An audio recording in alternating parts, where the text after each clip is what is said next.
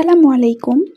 আমরা বাংলা ব্যাকরণ এবং সাহিত্য পাঠ ১ মাসের মধ্যে শেষ করার একটা টার্গেট নিয়েছিলাম এবং আজকে হচ্ছে ৪র্থ দিনের পড়া।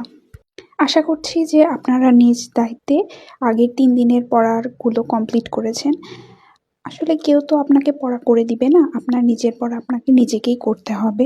আপনি নিজে যদি পড়া না করেন তাহলে দেখবেন যে আপনার সাথে যারা জবের জন্য প্রিপারেশন নিচ্ছে তারা অনেক এগিয়ে গিয়েছে এবং আপনার কোনো কিছুই হয়নি।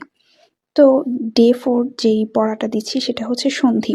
সন্ধি কিন্তু অনেক চাকরি পরীক্ষায় এবং অনেক পরীক্ষায় এসেছে। এটা কিন্তু মোস্ট ইম্পর্টেন্ট একটা চ্যাপ্টারের মধ্যে অন্যতম।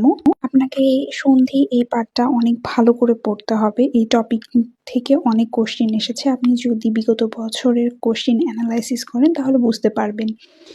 আর বাংলায় এই ব্যাকরণ বইটা শেষ করার অনেক উপকারিতা রয়েছে। আপনি যদি শেষ করেন তাহলে বুঝতে পারবেন যে এটার কত উপকারিতা।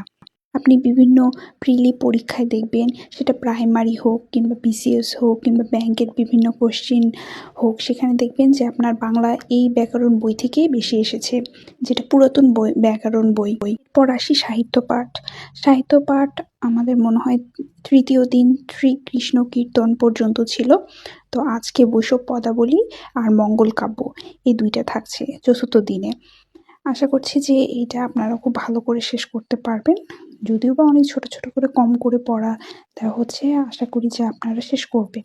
এবং আপনারা যদি ইউটিউব চ্যানেল থেকে কিংবা কোনো চ্যানেল থেকে এটা পড়তে চান কিংবা কোনো ক্লাস করে আপনারা হ্যান্ড নোট বানাতে চান, তাহলে সেটাও আমি ইউটিউবের লিঙ্কটা কিংবা কী দিয়ে সার্চ করবেন সেটা আমি বলে দিচ্ছি। সেটা হচ্ছে ওই যে উত্তরণের এই ক্লাসটা করতে পারেন। উত্তরণের ইনি অনেক ভালো ক্লাস নেন, তো আপনারা চাইলে করতে পারেন এখান থেকে। ১.৫ ঘন্টার এই ক্লাসটা আপনি যদি সম্পূর্ণ শেষ করেন এবং নোট করেন তাহলে দেখবেন যে আপনার এই টপিক নিয়ে আর কোনো কোশ্চেনই থাকবে না। অনেকে মনে করতে পারেন যে এটা অনেক বেশি পড়া হয়ে যাচ্ছে, কিন্তু আমি বারবার আগের ভিডিওগুলোতেও বলেছি যে এইটা শুধুমাত্র আমি যেহেতু বাংলায় ১ মাসের মধ্যে শেষ করাচ্ছি, সেহেতু আপনাকে অনেক পড়া একসাথে করতে হবে এবং এগিয়ে রাখতে হবে।